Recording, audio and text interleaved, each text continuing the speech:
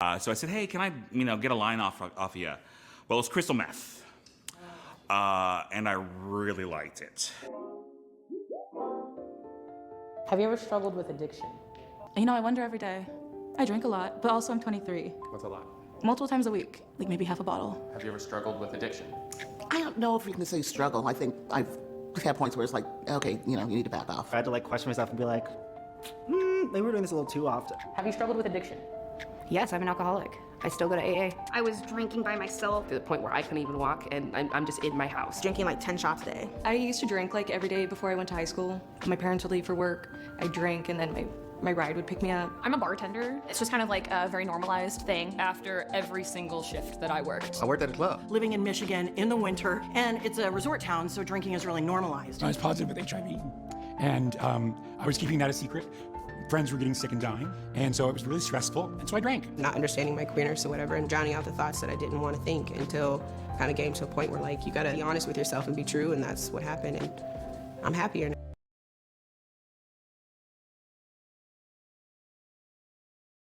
As of 2021, more than 36 million people worldwide were estimated to be experiencing substance abuse disorder.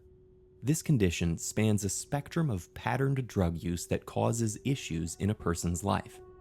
At the more severe end of the spectrum is substance addiction.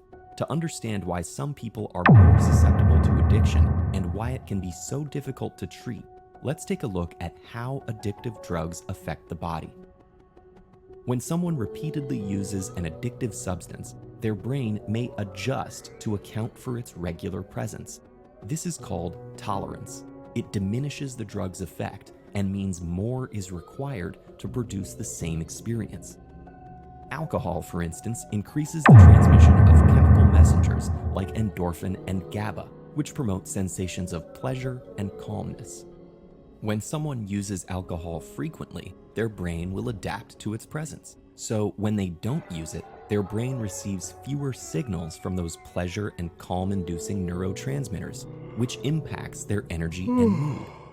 In addition to the unique effects each addictive substance has, all of them alter the release of dopamine in a brain region called the nucleus accumbens. This area is part of the brain's reward pathway, which is sensitive to experiences that give us pleasure and drives us to repeatedly seek them out. The reward pathway is essential to our well-being, but addictive substances also exploit it.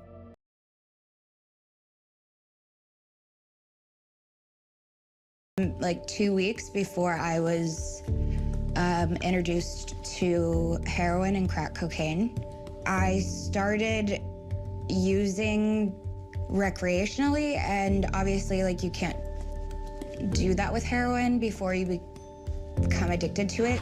My cocktail before I got sober was Coke and Xanax together.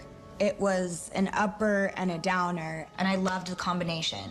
Once I relapsed, the floodgates were open. Within a couple of weeks, I called a drug dealer and I was like, do you have Coke and Xanax? And he said, no, but I have crack and heroin. And I was like, I've always wanted to try it. I picked up a bottle of red wine that night, and it wasn't even 30 minutes before I called someone that I knew had drugs on them. I ended up at a party. I just so happened to run into my old drug dealer from 6 years before, and I just went to town. That night I did drugs that I'd never done before. I'd never done meth before. I tried meth. I mixed it with Molly, with Coke, weed, alcohol, Oxycontin, and that alone should have killed me. When I came back to LA after tour, I picked up where I had left off, and I was very heavily using. Demi overdosed and was rushed to the hospital on July 24th, 2018. I actually don't think people realize how bad it actually was. I had 3 strokes. I had a heart attack. I suffered brain damage from the strokes. I can't drive anymore, and I have blind spots in my vision. So sometimes when I go to pour a glass of water, I'll totally miss the cup because I can't see it anymore. I also had pneumonia because I asphyxiated, and multiple organ failure.